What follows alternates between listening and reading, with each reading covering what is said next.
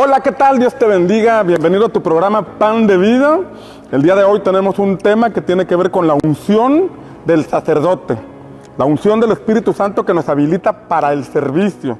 Y sabes que todos estamos llamados a servir al Señor, todos tenemos la oportunidad de hacerlo, porque la palabra nos dice que Cristo nos ha hecho reyes y sacerdotes para nuestro Dios. Así que presta atención al mensaje del día de hoy, que esperamos sea de edificación para tu vida. Y aprovecho para invitarte todos los domingos a las 11 de la mañana en el Centro de Convenciones de Tampico.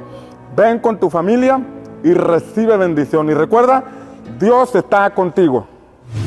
Tomando en cuenta lo que dice Lucas capítulo 4, versículo 18, que cuando Jesús llegó a la sinagoga, como era su costumbre, estaba en Nazaret, el lugar donde fue criado, y dice la escritura que fue a la sinagoga y tomó el rollo del libro de Isaías, que dice lo siguiente: el Espíritu del Señor está sobre mí, por cuanto me ha ungido para.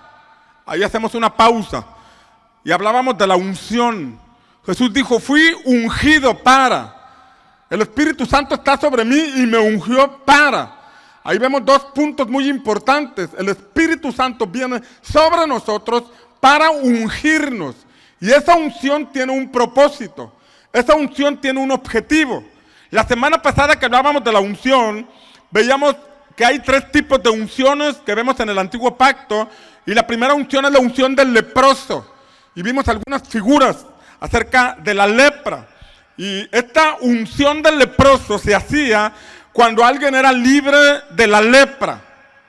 Si alguien estaba con señales o signos de que estaba leproso, venía con el sacerdote, lo metían en el proceso, y si después de ese proceso aquel hombre ya daba evidencia de que no tenía lepra por la misericordia de Dios manifestada sobre él, entonces venían con el sacerdote. Y después del asunto donde vimos de las avecitas, las aves, había dos aves, una ave era libre y otra ave era sacrificada, y esa es una figura de que Cristo murió por nosotros. La sangre de Cristo fue derramada para darnos vida a nosotros. ¿Alguien le da gracias al Señor por esto? Él murió en nuestro lugar. Veíamos también la figura del cordero, que un cordero fue sacrificado.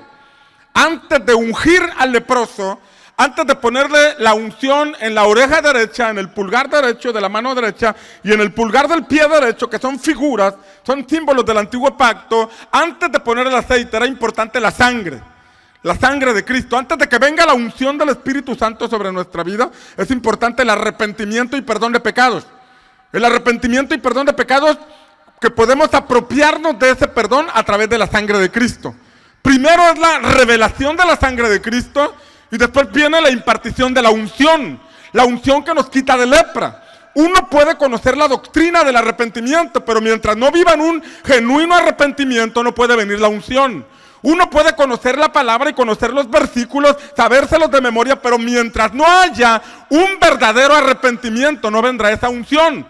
Primero la revelación de la necesidad de vivir en un genuino arrepentimiento, y después de ese arrepentimiento viene la paz del Señor, y enseguida buscamos que el Señor nos unja y nos libre de toda lepra espiritual. ¿Alguien dice amén? Ahora, cuando el leproso era libre, declarado limpio, y se le ponía la unción, era reinjertado al pueblo. ¿Cómo reinjertado? Es que cuando tenía lepra tenía que estar apartado. Cuando tenía lepra no podía estar en el campamento. Cuando tenía lepra no podía estar con su casa, no podía estar en su familia. Tenía que estar aislado. Pero cuando era libre de la lepra y le ponían la unción en los tres lugares que ya mencioné, entonces podía ser parte del pueblo, podía reinjertarse al pueblo, podía volver a ser parte de aquella comunidad. Cristo, mis amados, es quien nos injerta.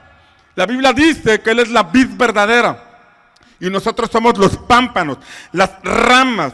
Nosotros nos apartamos de Él.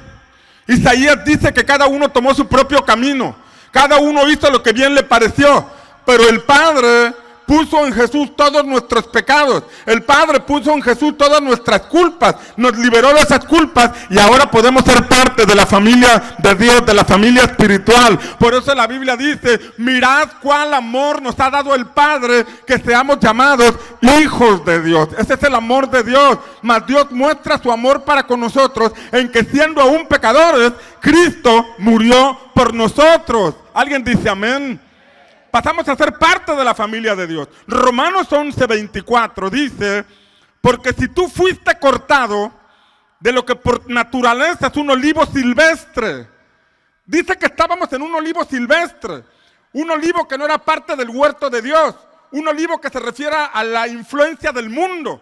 Del olivo se saca el aceite. No estábamos consagrados para Dios, estábamos consagrados para el mundo. Hacíamos las cosas del mundo porque estábamos en un olivo silvestre, pero dice que fuimos cortados de lo que por naturaleza es un olivo silvestre y contra lo que es natural fuiste injertado en un olivo cultivado y ese olivo fue cultivado por el Señor. Dice ahí que es contra naturaleza.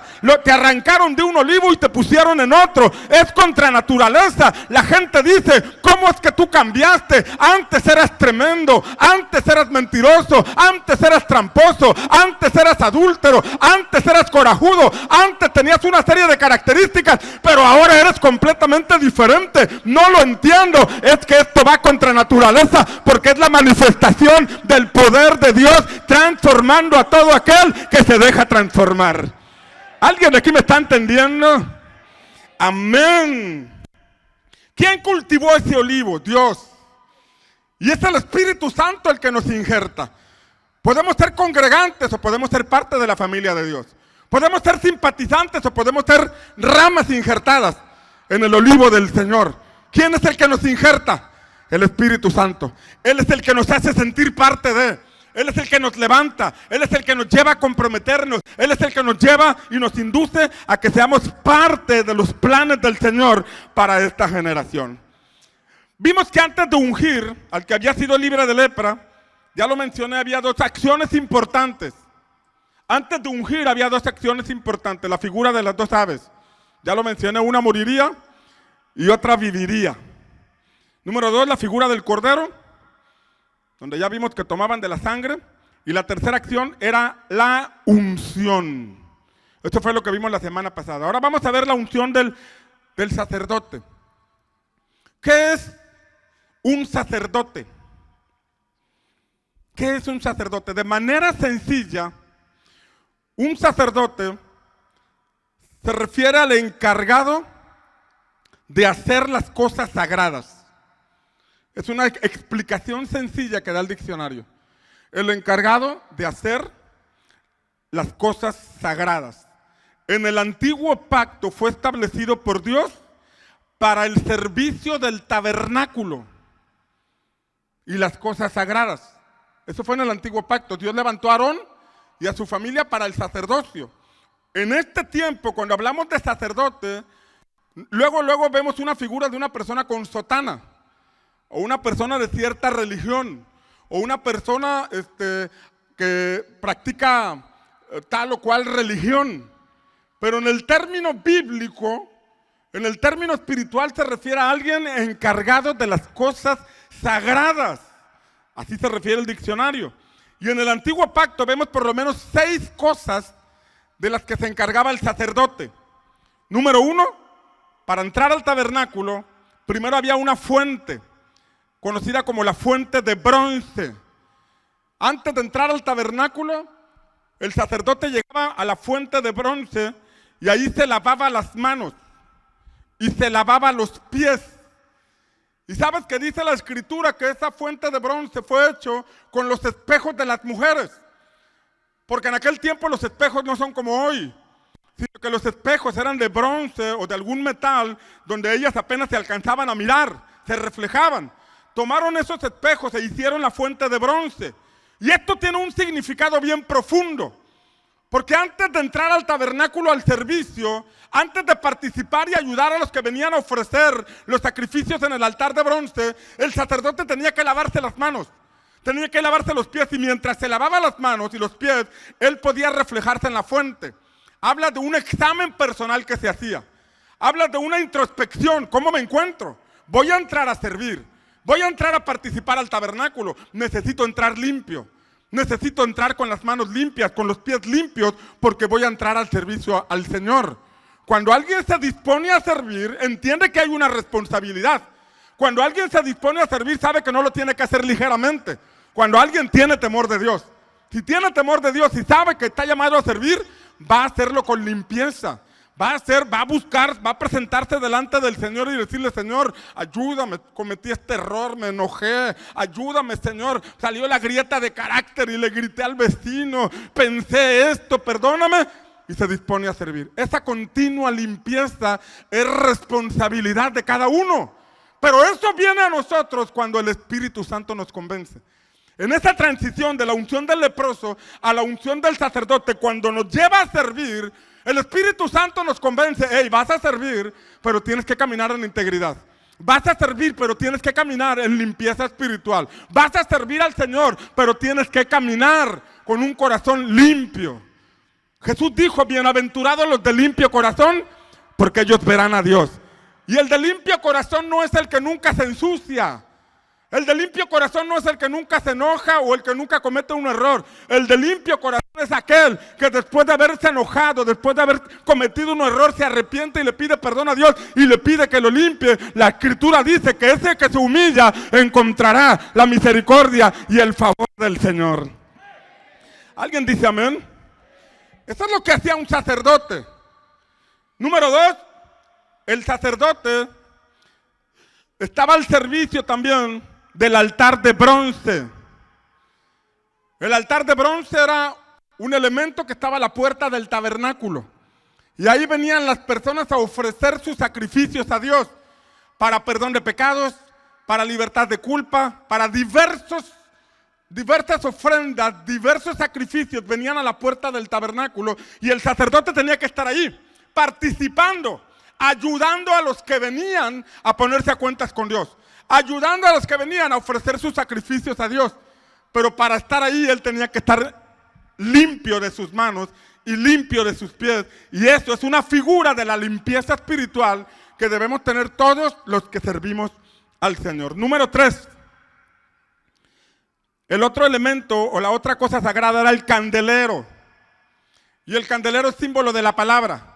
Afuera del tabernáculo estaba la luz natural, pero adentro del tabernáculo había una lámpara, un candelero, y ese candelero alumbraba. Ese candelero alumbraba dentro del tabernáculo y el sacerdote y los levitas se encargaban de ponerle aceite y mantener encendida la lámpara. El Salmo 119 dice: lámpara es a mis pies tu palabra y lumbrera a mi camino. El que se dispone a servir al Señor no tiene la Biblia olvidada. El que se dispone a servir al Señor no tiene la Biblia empolvada, sino que sabe que la debe tener activa. Tiene que estar leyendo, tiene que estar aplicándola. Con ella tiene que alumbrar su camino.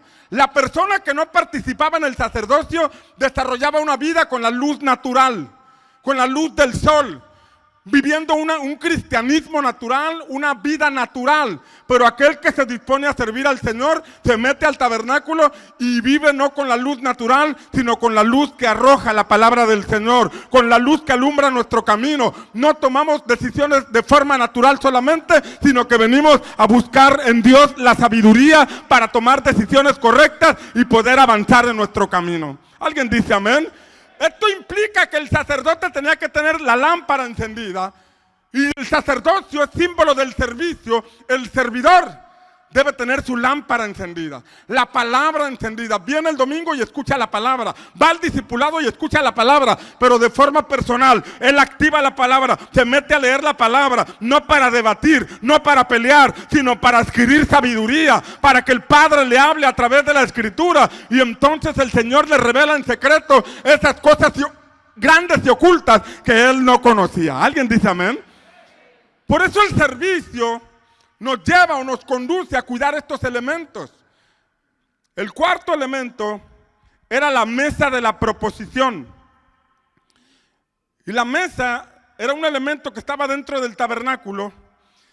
Y en la mesa se ponían los panes, algunos le llaman panes de la proposición. Otras versiones la traducen los panes de la presencia. ¿Por qué de la presencia? Porque era un pan que se ponía todos los días allí y estaba expuesto a la presencia de Dios. El sacerdote comía de esos panes. Panes que estaban expuestos a la presencia de Dios. Cada día tenían que cambiar esos panes. Cada día tenían que poner pan delante de la presencia de Dios y era el pan que ellos consumían. Todo aquel que se dispone a servir al Señor cada día busca un rema para su vida, busca una palabra para su vida, busca revelación para su vida, porque ha entendido que no solo de pan natural vivirá el hombre, sino que vivirá de toda palabra que sale de la boca de Dios. Un servidor que busca cuidar estos elementos se mantendrá firme, se mantendrá avanzando, se mantendrá con la lámpara encendida, se mantendrá con su fe activa y nada lo detendrá en esta tierra. Vivirá como Jacob hasta el último día de su vida. Dice Hebreos capítulo 11 que Jacob, el último día de su vida, apoyado en su bordón, bendijo a sus nietos y adoró al Señor con el último aliento de su vida. La forma en que usted y yo podemos permanecer firmes en la fe todos los días de nuestra vida es disponiéndonos para servir a nuestro Señor. ¿Alguien lo cree? Y para eso el Espíritu Santo nos llama, porque es un llamado. Eso lo vamos a ver la otra semana, pero es un llamado, porque Dios no nos obliga a servirle, nos invita a servirle. Número 5, otra cosa sagrada era el altar de oro. Estamos hablando de que el sacerdote se encarga de las cosas sagradas, y esas figuras del antiguo pacto son figuras que nos muestran este tiempo elementos que debemos cuidar en nuestra vida. El número 5 era el altar de oro. El altar que estaba a la puerta del tabernáculo era para perdón de pecados, para libertad de culpas, para expiación. Se sacrificaban los animalitos allí, en la entrada al tabernáculo. Pero adentro del tabernáculo, justo a la puerta del lugar santísimo, donde estaba el velo, estaba un altar de oro. Y en este altar de oro, todo el tiempo tenía que haber incienso. Todo el tiempo. El sacerdote era el encargado de ponerlo en la mañana y de ponerlo en la tarde, que no falte el incienso. Es figura. No vaya a poner un incienso en su casa como la bruja del 71. Esto es una figura. Porque en Apocalipsis se nos enseña que el incienso son las oraciones de los santos. No el incienso natural, sino que es una figura de cómo debemos estar nosotros continuamente. En la mañana se ponía incienso, en la tarde se ponía incienso, del altar a Dios, de la comunión con Dios. El domingo venimos y adoramos al Señor, pero toda la semana, mañana y tarde, nuestra comunión debe estar con Dios. Todo aquel que ha despertado, que sabe que es un adorador del Señor, debe estar en comunión en la mañana y en la tarde, en medio de tu trabajo, en medio de tus actividades diarias, en tu casa, en la oficina. Tenga usted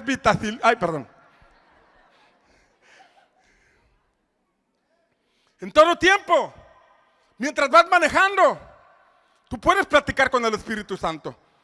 Mientras estás trabajando, tú puedes estar platicando con el Espíritu Santo. A mi pastor le decían que estaba loco, porque se salía a pescar y pasaban otros compañeros en lancha y lo saludaban, pero lo veían platicando, aventaba el anzuelo y estaba platicando y lo veían platicar solo.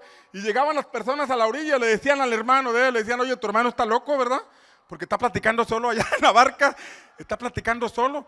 Pero él decía, bueno, la gente no entendía que yo estaba en comunión con el Espíritu Santo. El 31 de diciembre lo andaban buscando en la familia, no lo encontraban porque ya iban a darse los abrazos y lo encontraron con su smoking bien arregladito en la sala de su casa, en una mesa con una silla vacía, recibiendo el año, dijo él, con el Espíritu Santo, porque tengo comunión con él. No lo puedo tocar, no lo puedo ver, pero sé que está conmigo. Y todo aquel que entiende esto, guarda su comunión con el Señor. Diariamente, ese es parte de los elementos sagrados que vemos en el antiguo pacto. El altar de oro. Y número 6, el arca del pacto. Era otro elemento sagrado.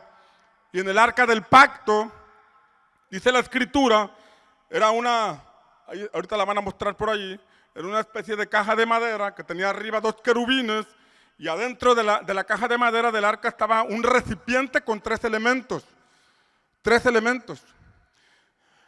Estaba una copia de la ley, estaba un poco de maná y estaba la vara de Aarón. Y dice la palabra que encima de esa arca, entre los querubines, se manifestaba la gloria de Dios. Esa es una figura porque en el cielo, en lo espiritual, hay querubines que son los encargados de guardar la gloria de Dios, la presencia de Dios. Pero ese arca nos muestra una figura de que un sacerdote debe cuidar no solamente su comunión con Dios, sino la gloria del Señor. Ser portador de su presencia. Ese lugar santísimo puede ilustrar nuestro corazón, donde debe estar la copia de la ley, la palabra del Señor.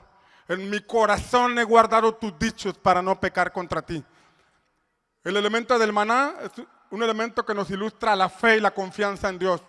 Porque el pueblo de Israel, mientras iba por el desierto, vio la provisión del Señor. Mientras iba por el desierto, vio la fidelidad de Dios. El alimento no les faltó. Y en todo su camino, en todo su recorrido y por generaciones, ellos deberían tener presente, Dios fue bueno. No solamente nos sacó de la esclavitud, sino que en los peores momentos de nuestra vida, cuando no había nada, el cielo se abrió, el maná llegó, el alimento llegó. Ellos nunca deberían olvidar este elemento para que en los momentos difíciles pudieran saber que el Dios que los había librado en el desierto podía volverlos a librar. Y si Dios los prosperaba en abundancia, no deberían olvidarse que cuando estaban en el desierto, la fidelidad del Señor estuvo presente sobre sus vidas. ¿Alguien dice amén? Eran estos elementos sagrados los que el sacerdote en el antiguo pacto, Aarón y su familia tenían que cuidar. Ahora la Biblia nos dice en Apocalipsis 5, versículos 9 y 10, dice la palabra, y cantaban. Después que el apóstol Juan vio una multitud de vestidos de ropas blancas allá adorando al Señor, dice, y cantaban un cántico nuevo, diciendo, digno eres de tomar el libro y de abrir sus sellos, porque tú fuiste inmolado, se refiere a Jesús, y con tu sangre compraste para Dios a gente de toda tribu, de toda lengua, de todo pueblo y de toda nación. Ahí está México, ahí está Tamaulipas, ahí está Tampico, ahí está Madero, ahí está Altamira, Pueblo Viejo, ahí está cada habitante de este mundo. La Biblia dice que Cristo pagó por todos ellos. Y dice, y los has hecho, di conmigo, los has hecho. Dice, y los has hecho un reino y sacerdotes para nuestro Dios y reinarán sobre la tierra. Lo que en el antiguo pacto solamente era para Aarón y su familia, ahora en el nuevo pacto con Cristo Jesús es posible para todos nosotros. Podemos acercarnos confiadamente al trono de la gracia, podemos levantar altares, podemos servir al Señor, podemos tener revelación de la palabra, podemos caminar en fe y con la compañía de la presencia de Dios, porque el Espíritu Santo nos unge, nos capacita, nos da la facultad de poder hacerlo. Vamos, alguien dele un aplauso fuerte a nuestro Señor.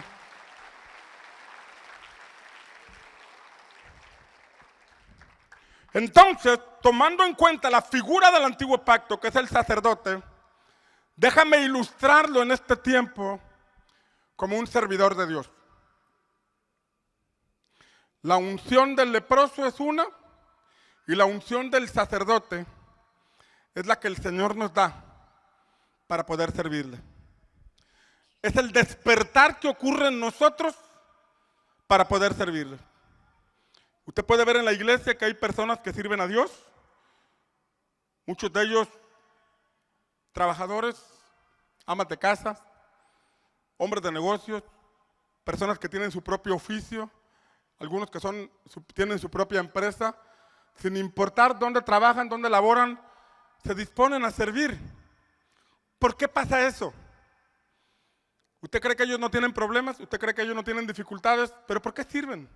Hace rato, mientras estábamos aquí, podía ver algunas personas danzando con todas sus fuerzas, y cada domingo los veo danzando con todas sus fuerzas, y de pronto uno se entera que tienen alguna necesidad y estamos orando por esas necesidades, pero en medio de sus necesidades siguen adorando y cantando al Señor, celebrando al Señor. ¿Qué los mantiene así? ¿Serán muy fuertes? ¿Serán muy capaces? ¿O habrá algo que habrán recibido que los facilita o los faculta para hacer este tipo de cosas? Sin duda, es la unción del Espíritu Santo que nos da las fuerzas, nos da las capacidades y nos da el poder realizar, el alabar, el servir y adorar a nuestro Señor. Entonces la figura del sacerdote puede ilustrar a un servidor de Dios que debe cuidar estas cosas sagradas, guardar su vida espiritual, autolimpieza. Autolimpieza. Cada uno tiene que aprender a ir al altar de bronce y decirle al Señor: Señor, este día hice coraje, este día me enojé, ayúdame. Señor, estos pensamientos me están atrapando, límpiame, ayúdame. Esa es responsabilidad de cada uno de nosotros. Nosotros podemos orar por usted, enseñar la palabra, poner los fundamentos de la Escritura a través de las escuelas, pero cada uno es responsable de lavar sus manos, de presentarse delante del Señor para adquirir o recibir esa limpieza. La figura del altar de bronce, el ponernos a cuentas con Dios. La Biblia dice que no hay justo ni aun uno. Así dice la palabra, no hay justo ni aun uno. Esta carne tiene la tendencia a caer en pecado. A lo mejor ya no somos los mismos de antes, pero a veces fácilmente caemos en juicio contra otro. A veces fácilmente criticamos a alguien, a veces fácilmente murmuramos de alguien. Y eso también es algo que mancha el corazón, mancha nuestro espíritu. Y es ahí donde uno tiene que ir al altar de bronce y decirle: Señor, perdóname. Soy una persona criticona, soy una persona que juzga a los demás, tengo la tendencia a estar señalando los errores. Perdóname, porque no soy nadie para juzgar a los demás. Eso es una responsabilidad de cada uno. Cada uno tiene que aprender a tener la lámpara encendida. La palabra del Señor, estar leyendo las Escrituras. Acabamos de terminar una dinámica donde leímos la Escritura durante un tiempo, un capítulo diario para no meterlos bajo mucha presión, pero un capítulo diario. Terminamos de leer la Escritura, porque como pastor tengo que estar leyendo la palabra, pero los discípulos y los que están sirviendo también deben leer la palabra, porque si no hay palabra, no hay lectura de la palabra, nos estamos enfriando y ni cuenta nos damos. Cada uno de nosotros debe buscar ese rema diario, la mesa de la proposición, donde el pan se servía diariamente y ese pan diariamente se exponía a la presencia de Dios y de eso se alimentaban. Cada uno debe buscar ese rema de parte de Dios. Ese rema es la voluntad de Dios revelada a nuestra vida. Es una palabra específica para mí o para ti. Como iglesia tenemos una visión por una palabra que Dios nos ha dado. Y la visión es transformar nuestra comunidad. Eso solamente Dios lo puede hacer. Pero hay un rema para cada uno. Hay una palabra para cada uno, porque cada uno de nosotros somos hijos de Dios. Y Dios puede hablarle, como Padre puede revelarle su voluntad para su vida. El altar de oro, la comunión. Aquí adoramos, cantamos, celebramos, escuchamos la palabra, pero allá afuera, diariamente, nuestra comunión con Dios es importante. El altar de oro y cuidar estos elementos del arca de pacto, la presencia de Dios en nuestra vida, guardarla, cuidarla, atesorarla, para poder permanecer firmes en la fe. Cuando nos disponemos a servir al Señor, Lucas 4, 18 y 19, nos muestra por lo menos 6 cosas. Diga conmigo, 6 cosas. Hoy solamente le voy a mostrar una, pero nos muestra 6 cosas que provoca la unción.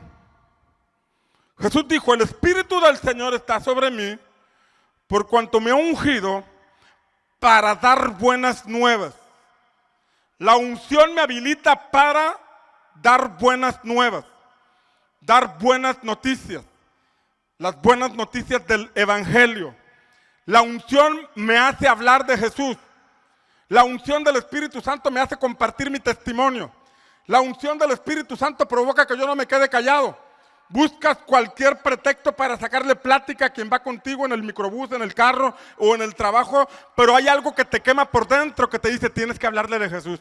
Tienes que hablarle del Señor. Sí, ahorita tienes una necesidad, pero no puedes callar lo que tú sabes. Sí, ahorita tienes un problema en tu casa, pero no puedes callar lo que tú sabes, el Evangelio. Ahí está la unción. Cuando el Espíritu Santo viene sobre nosotros, después de la unción de la lepra, entonces nosotros nos volvemos en portadores de buenas noticias. ¿Alguien dice amén? Primero la unción del leproso. Cuando viene la unción del leproso, entonces tú sabes que el Señor te sanó de lepra. Tú sabes que el Señor te perdonó. Tú sabes que el Señor te ha impartido paz. Sabes también que no eres perfecto en este momento, pero sabes que el Señor te dio un chance. Estabas destinado a morir. Estabas desahuciado espiritualmente, pero la palabra del Señor vino y te revitalizó, te quitó toda lepra y no te puedes quedar callado. Es como si traes un pastel que quieres compartir con tus amigos, que quieres compartir con tus familiares. Está riquísimo y no te lo quieres comer tú solo. Eres tan generoso que se lo das a los demás porque amas a esas personas y quieres que disfruten lo que tú estás disfrutando. ¿Alguien dice amén? La Biblia nos habla que en cierta ocasión en Samaria había una gran hambre. Estaba terrible el hambre en Samaria. Y Samaria, dice la palabra, que había sido sitiado por sus enemigos. Poner un sitio significa que los enemigos habían rodeado aquel lugar. Nadie salía y nadie entraba. No podían meter alimentos y no podían salir a buscar alimentos. Se estaban muriendo de hambre. Los tenían aprisionados, los tenían acorralados. Y la palabra nos enseña que estaban vendiendo las cabezas de asno y estaban vendiendo el estiércol de paloma. Estas dos cosas tremendas, fíjate bien. Los asnos son animales, son bestias de carga. La gente ya estaba vendiendo las cabezas de asno para alimentarse de ellas. Estaban deshaciéndose de sus instrumentos de trabajo, de sus camiones de carga, de sus medios de transporte, porque el hambre estaba gruesa. Estaba terrible el hambre. Y el estiércol de paloma, mire usted esta parte, porque la paloma generalmente ilustra al Espíritu Santo. La paloma generalmente ilustra al Espíritu de Dios. Pero allí en Samaria estaban vendiendo el desecho de la paloma. Y esto habla de una teología muerta. Una teología que te habla de Dios pero sin conocer a Dios. Una teología que solamente se ha encargado de estudiar a Dios pero no de conocerle. Y esa teología no trae soluciones. Ese conocimiento no trae soluciones. Ese adoctrinamiento no trae soluciones. La única solución que puede venir a nuestra vida llegará como consecuencia de conocer al Señor, de conocer al Espíritu Santo, de conocerle personalmente. Esto nos enseña que no es una religión la que nos puede cambiar. Lo que nos puede verdaderamente cambiar es una relación personal con Dios. Es una relación personal. Ese pueblo estaba comercializando el estiércol de paloma, pero no había solución para el problema. No habían encontrado solución a la crisis, pero adentro había un profeta llamado Eliseo. Y vinieron a buscar al profeta y dice la palabra que el profeta dijo algo de parte de Dios. El profeta dijo, para mañana todos tendrán alimento. Para mañana las cosas van a cambiar. Para mañana ustedes van a encontrar alimento a buen precio. Era una palabra profética. Era algo que estaban anunciando que vendría. El Señor lo estaba anunciando a través del profeta Eliseo. Sin embargo, dice que había un hombre en quien se apoyaba el rey, un consejero del rey que dijo, hasta crees, Eliseo. Aunque Dios abriera las ventanas de los cielos, esta situación no va a cambiar. Esta situación va de mal en peor, no hay situación que la cambie. Era consejero del rey. Probablemente conocía la escritura porque era parte del pueblo de Dios, pero era un hombre que no tenía el altar encendido, no tenía la fe activa, por eso no pudo creer en la palabra que estaban anunciando. Y dice la palabra que al siguiente día, escucha, al siguiente día, resulta que los enemigos que estaban rodeando aquel lugar, estaban rodeando a Samaria. La palabra nos dice que escucharon acerca de un rumor que venían unos ejércitos contra ellos y se levantaron y empezaron a pelear entre ellos y salieron huyendo. Escuche esta parte. Los de Samaria se estaban muriendo de hambre pensando que estaban rodeados por sus enemigos, pero ellos ya se habían ido. Ellos ya no estaban ahí presentes, habían huido porque el Señor los hizo huir, pero adentro no lo sabían. Adentro se estaban muriendo de hambre. Adentro la estaban pasando muy mal. Y dice la escritura que a la puerta había 2 leprosos. Diga conmigo, 2 leprosos. A la puerta de Samaria había 2 leprosos y dijeron, ¿qué hacemos? El hambre está gruesa. Si nos vamos para adentro, ahí están peor que nosotros, no tienen que comer. Pero si nos vamos con los enemigos, pues probablemente nos van a matar. Pero si no nos matan, vamos a tener alimento. Si no nos matan y tienen misericordia de nosotros, vamos a comer.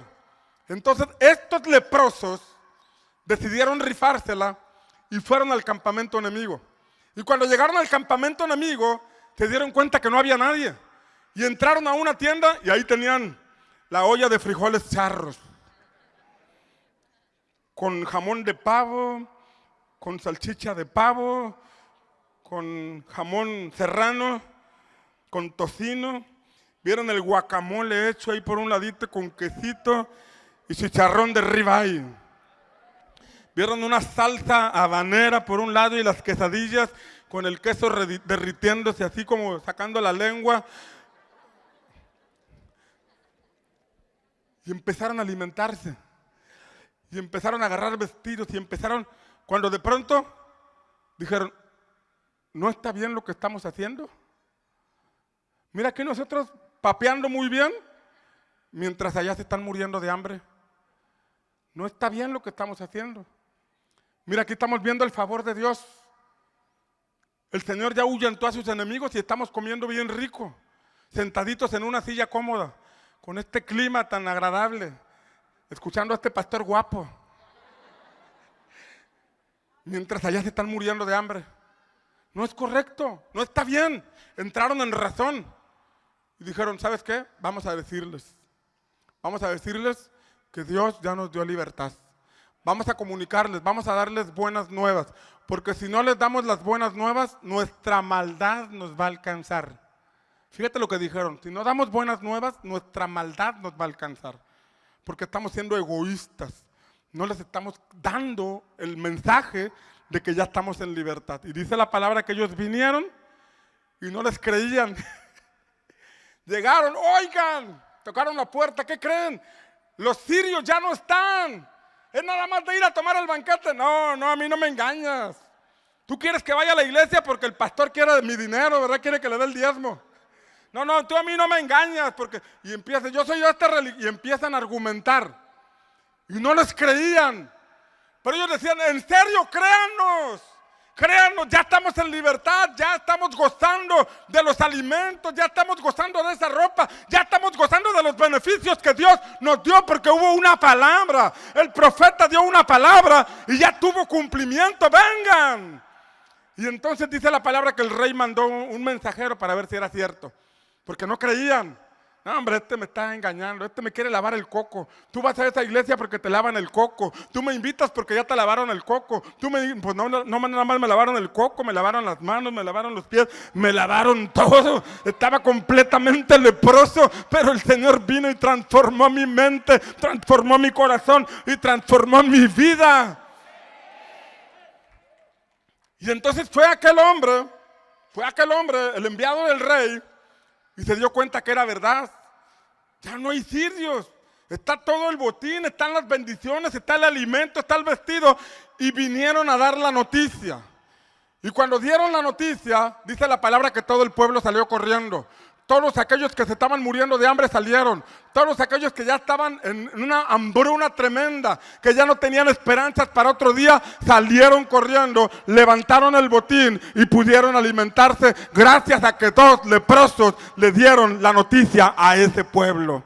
Cuando hay alguien que entiende que tuvo lepra, pero que sabe que Dios lo perdonó y le ha dado un chance, no se puede quedar callado. Sale y anuncia a sus amigos, sale y anuncia a sus vecinos que hay alguien que le perdonó, hay alguien que lo está transformando, hay alguien que está haciendo algo maravilloso en su vida. No se puede quedar callado. ¿Alguien dice amén? Vamos a hacer que todo Tampico, Madero y Altamira conozca al Señor. Vamos a comunicar las buenas nuevas. Vamos a testificar a nuestros amigos. Vamos a decirles que en el Señor hay salvación. ¿Alguien dice amén? ¿Por qué razón no habríamos de hacerlo? La única razón podría ser que acá no hay agradecimiento con Dios. O que acá no hay convicción de lo que Dios ha hecho en nuestra vida. Cuando el Señor nos quita la lepra, acá adentro hay gratitud. No soy perfecto, pero quiero contarte algo que ha hecho en mi vida.